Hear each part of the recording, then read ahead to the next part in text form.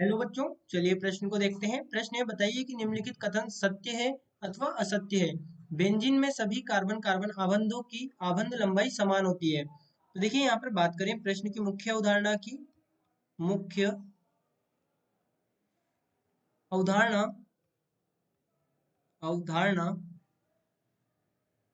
तो देखिए बच्चों, यहाँ पर हम बात करें, हमारे पास में जो बेंजीन है, बेंजीन बेंजीन क्या होता है? ये हमारे पास में होता है C6H6, यानी कि इसे हम यहाँ पर इस प्रकार से बनाते हैं।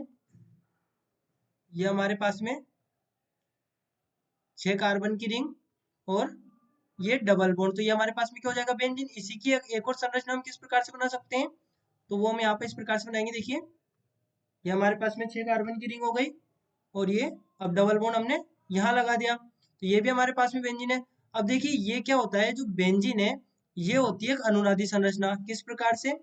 ये यहाँ पर इसमें जो इलेक्ट्रॉन है, इलेक्ट्रॉन का हो रहा होता है डिलोकेलाइजेशन, इलेक्ट्रॉनों का डिलोकेलाइजेशन हो रहा होता है। तो ये क्या है कि ये एक अनुनादी संरचना होती है। तो यहाँ पर हम लिख सकते हैं कि अनुनादी संरचना तो यही सही है। साथ में जो यौगिक है ये समतलीय है, समतलीय। ये जो हमारे पास में बेंजीन रिंग है ये हमारे पास में समतलीय है, समतलीय, समतलीय। अब देखिए यहाँ पर कार्बन कहाँ उपस्थित है? तो कार्बन ये कोनों पर उपस्थित है, ये इस प्रकार से ये हमारे पास में कार्बन उपस्थित है रिंग में। अब रिंग में जो कार्बन उपस्थित है, इन कार्बनों के बीच में, सभी कार्बनों में यदि हम ध्यान से देखें तो एक डबल बॉन्ड है और एक सिंगल बॉन्ड है, यानी कि एक द्विबंध है और एक एकल बंध है। अब जब सभी कार्बनों के बीच में एक एकल बंध और एक द्विबंध है और हमारे पास में जो संरचना है वो समतलीय है, और समतलीय होने के साथ में जो यौगिक है ये एरोमेटिक यौगिक भी है, एरोमेटिक यौगिक। और हमने क्या कहा कि जो बेंजीन है, बेंजीन क्या दर्शाता है? अनुनाद।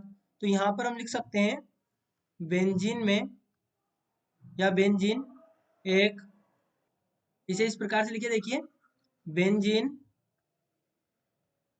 बेंजीन अनुनादी, अनुनादी संरचना बनाता है, अनुनादी संरचना बनाता है, तथा इसमें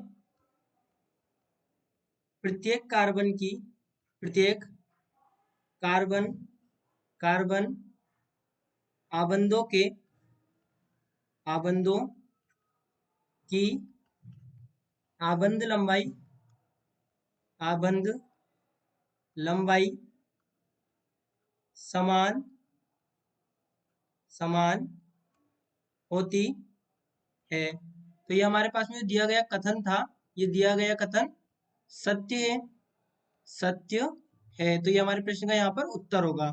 तो बच्चों, आशा करते हैं आपको प्रश्न समझ आया होगा। धन्यवाद।